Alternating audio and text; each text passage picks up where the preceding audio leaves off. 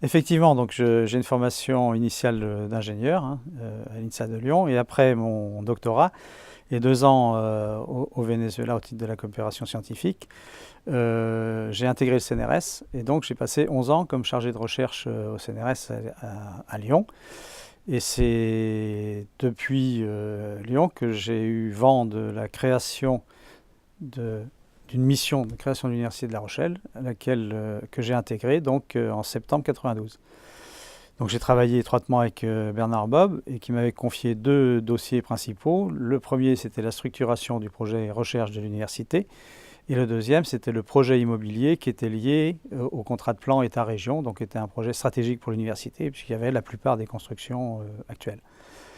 Dans le cadre de la mission, disons, recherche, notre objectif était de négocier avec le ministère un premier contrat recherche glissant que nous avions élaboré et qui a été signé avec M. Courtillot, je crois que c'était le 6 janvier 1993.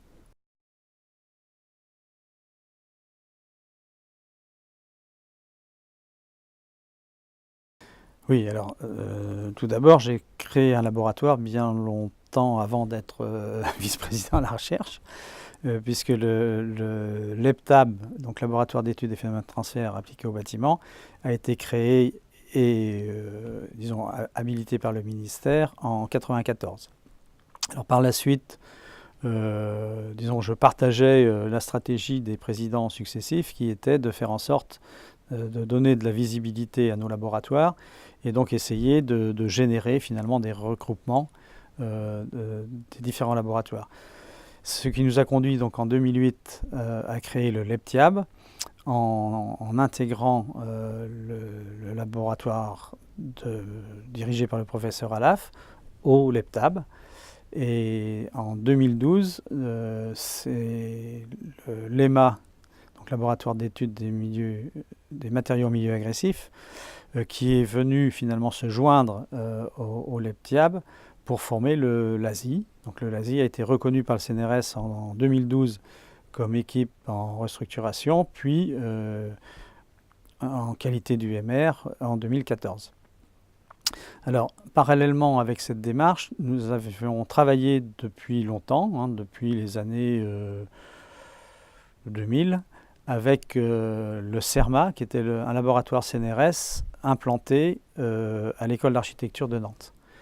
Et c'est de ces collaborations qu'est né l'IRSTV, Institut de recherche sur les sciences et techniques de la ville, qui est une fédération CNRS, qui a été cofondée par le CERMA et puis le LEPTAB à l'époque.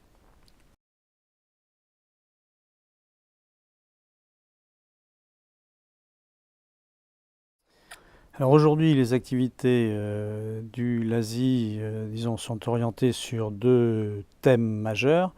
Un thème qui est lié plutôt à l'énergie et l'environnement et qui s'appuie essentiellement sur des applications dans le cadre du bâtiment et du milieu urbain. Et puis d'autre part, un domaine important sur tout ce qui concerne les matériaux et notamment les problèmes, disons, de durabilité des matériaux. Et alors là, ça couvre une large palette d'applications qui vont du domaine des transports à la construction, en passant par l'industrie ou le stockage d'hydrogène.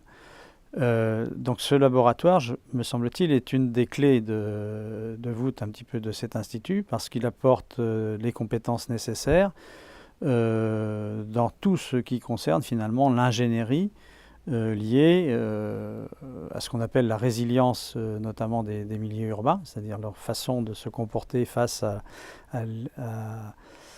au changement climatique et à tout ce qui s'ensuit, surtout sur les zones littorales, celles qui sont particulièrement menacées. Et puis la problématique aussi sur l'énergie et l'environnement, c'est-à-dire travailler sur d'autres modes finalement d'utilisation de l'énergie, d'autres types d'énergie, à la fois pour les aspects, disons, mobilité, mais aussi pour tout ce qui concerne la qualité des environnements en milieu urbain.